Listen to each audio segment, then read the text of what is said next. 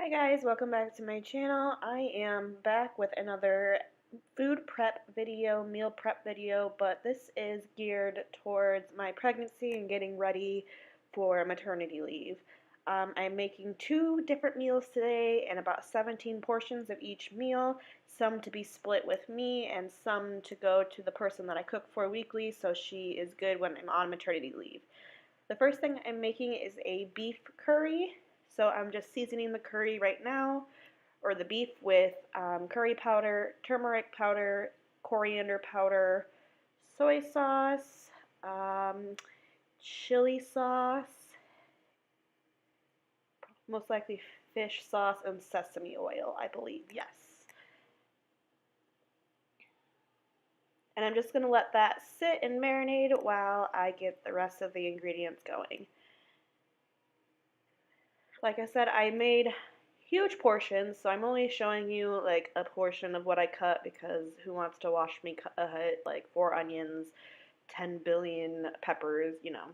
So I'm just chopping an onion right now, and like I said, I chopped a few more. And I didn't film my garlic because it literally takes me a year to peel garlic. If you want a tip for cooking, buy the already peeled garlic. Then I'm just cutting some bell peppers. I just basically showed you cutting each color because I did use all 4 colors, but I cut about 7 total. But I am so excited I got this done because it was a struggle. But like I said, I'm preparing for maternity leave and making sure we are all set to go for when baby comes.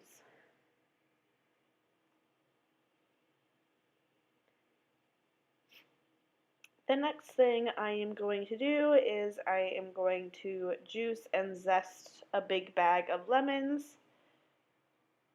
I don't have the best zester. My other one is pretty dull, so that one sucked. But then I'm going to juice them, and I, for some reason, lost my footage to my, me zoodling my zucchini, or spiralizing my zucchini. So I did spiralize zucchini too. So we're going to go ahead and sear off our beef first. I've got about a tablespoon, 2 tablespoons probably, maybe a little bit more of coconut oil that was heated at like medium-high heat. And we're just going to sear off this yummy, delicious marinated beef. And then once that is cooked pretty much through, you don't have to cook it completely through because you are going to throw it back in just to get a nice sear on the outsides. You are going to take it out and start developing your curry base flavor.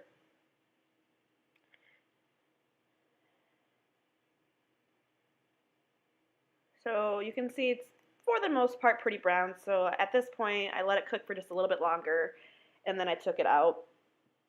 I reserved all the juices in the pot because it's going to just add flavor. So I'm adding the onion and garlic in first. Like I said, you're going to build depth of flavor here.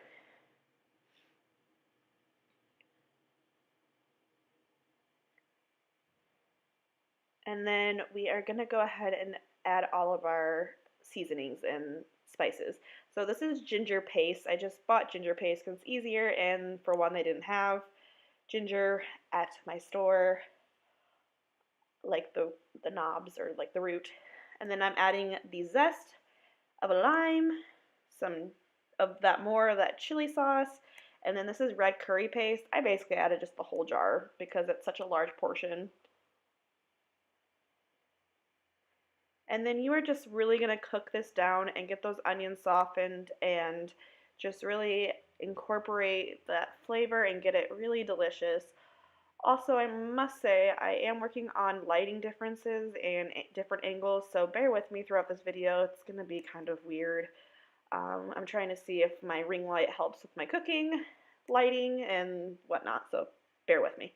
But anyways, we're going to let that really cook down, and then we're going to add some, since this is kind of geared more towards keto, that is some Swerve confectioner powder, basically a sugar replacement. Just add a little bit of sweetness because I did add a lot of spicy things in there. And then we're going to go ahead and add our large amount of peppers. And since there was just like basically peppers and onions in it, I just did not think that was, you know, enough veggies. It just seemed lacking. I just bought a couple cans of just canned mushrooms. I wanted Asian ones because usually Walmart has like Asian mushrooms, like those little button ones, but they didn't have them. So I just got portobello ones.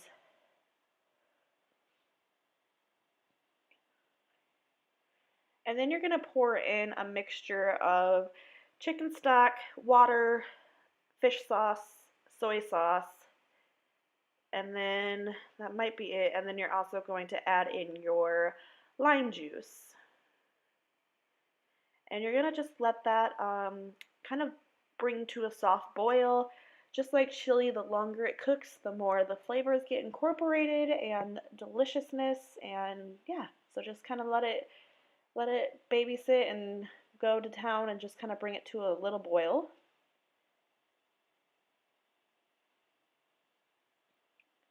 And at this point, I'm adding in my coconut milk, and try not to drop the lid into your pot.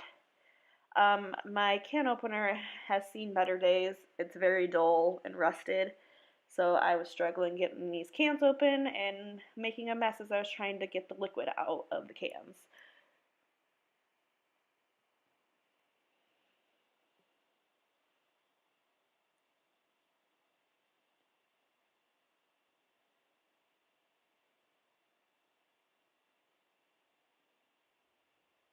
And once you get your mess of, I think I used 4 cans of coconut milk in there with full fat. Just mix it together and incorporate the, kind of melt down the fat, basically. And you've got this creamy deliciousness. And then you're going to add back in with the beef and get that going. Like I said, you do want to cook it just a little longer because it's not completely cooked. And you're going to also want to just get it a little softer because since we cooked it so fast, you might have, tougher meat. But I also cut against the grain, so it should be pretty tender. I did try a piece and it was very tender. So just cook it down just a little longer just to get that meat tender.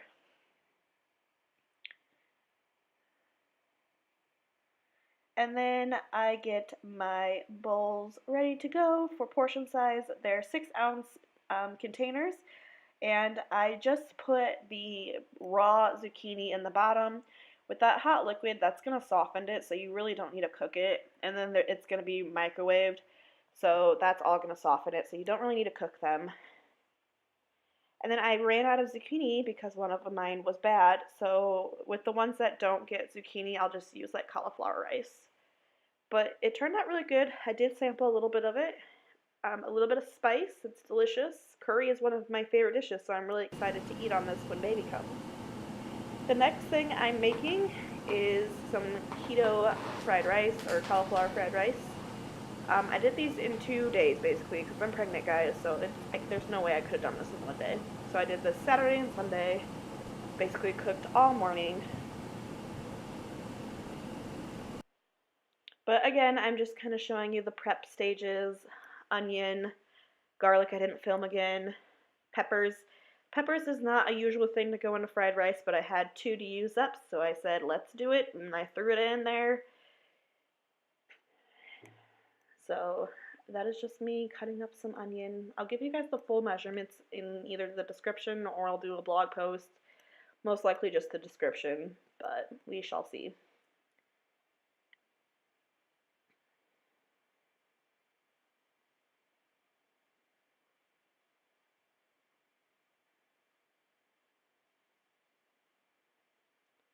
Then I am going to cut off the ends and peel carrots.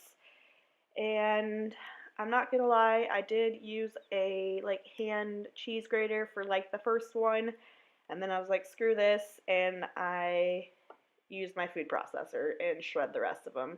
I wasn't gonna cube them because it was literally gonna take so long to cube carrots, and I didn't buy frozen ones, I bought fresh. So I just shred them, and it worked. Still tastes the same. Adds a little different texture, so it worked. And then I am just going to cut one whole bag of green onion, and this is just for garnish. And I didn't actually even use all of them. I actually bought 2 bags, so didn't even need the second bag, but...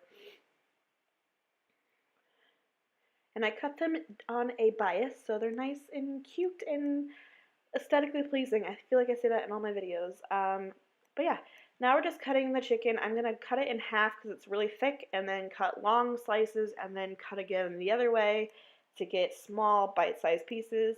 I cut about 4 of them just like this, but I feel like chicken is gross, so you really don't need to see me really cutting all that much. So there is the one chicken breast I cut. We're just going to do a pretty quick marinade on this. Some more of that ginger paste, salt, pepper, soy sauce, that chili sauce again, sesame oil, fish sauce. I could have probably done a little bit more seasoning, but I was losing steam this day, not gonna lie. I was pretty sore. Then in a hot pan, I had coconut oil in there, a hot wok. I add my chicken and just cook that until it's completely cooked. And then you're going to take it out once it is cooked and start adding all your other ingredients. For the ingredients, I used butter instead of oil because that's what all the hibachi girls do. So I've got a lot of Kerrygold butter in here. I add 10 scrambled eggs, or eggs to scramble. And once it's at a soft scramble, that's when I'm going to add the rest of the ingredients so the eggs continue to cook throughout the whole process. You don't have to take them out or anything.